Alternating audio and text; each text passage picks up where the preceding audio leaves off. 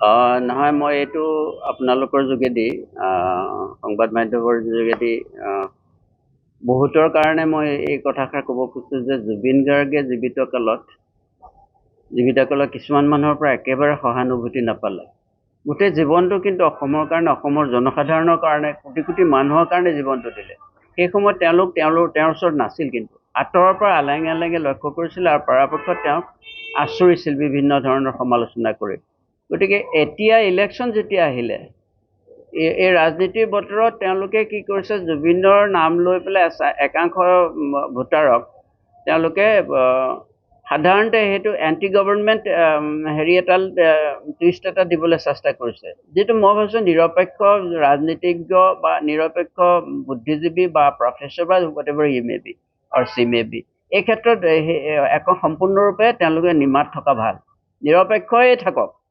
অসমৰ ভোটাৰক তেওঁলোকে মূৰ্খ বুলি ভাবিব নালাগে। আজিৰ যিটো প্ৰজন্ম আমাতকৈ বহু বেছি মানে ইণ্টেলিজেণ্ট। জেন আলফা এই জেনেৰেশ্যনকেইটা আমাতকৈ বেছি মানে কথা এনালাইটিকেল তেওঁলোকৰ কেপাচিটি আছে। তেওঁলোকে নাভাবিব যে তেওঁলোকে জাতিটোৰ বিবেক বুলিবলৈ ভাবি পেলাই মস্ত তেওঁলোকে ভুল কৰিছে মই ভাবিছোঁ। এই ক্ষেত্ৰত তেওঁলোক সদায় নিৰপেক্ষ ভূমিকা মনে মনে থাকক।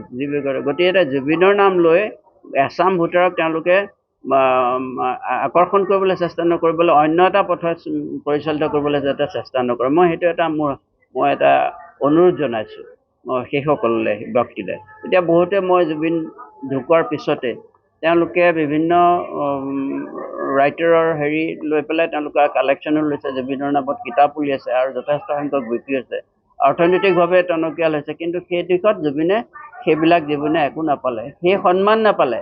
সেই তেওঁলোকে জীৱিত কালত যদি এশালো তেওঁৰ কাৰণে লিখিলেহেঁতেন, তেওঁলোকৰ জুবিনৰ বিভিন্ন সংগীতৰ ওপৰত তেওঁলোকে আৰ্টিকল লিখিলেহেঁতেন, বিভিন্ন প্ৰচাৰ মাধ্যমৰ যোগেদি কৰিলে, তেতিয়া জুবিনে হয়তো এটা পালেহেঁতেন, এটা স্বীকৃতি পালেহেঁতেন তেওঁলোকৰ ফালৰ পৰা, অসমত এটা ডাঙৰ। অৱশ্যে জুবিনে সেইবিলাকৰ স্বীকৃতিৰ প্ৰতি লালায়িত কেতিয়াও হোৱা নাছিলে। তেওঁলোকে জনসাধাৰণৰ লগত আছিলে আৰু জনসাধাৰণৰ লগতে থাকিবলৈ দিয়ক, মোৰ এটা হাম্বল এপেল।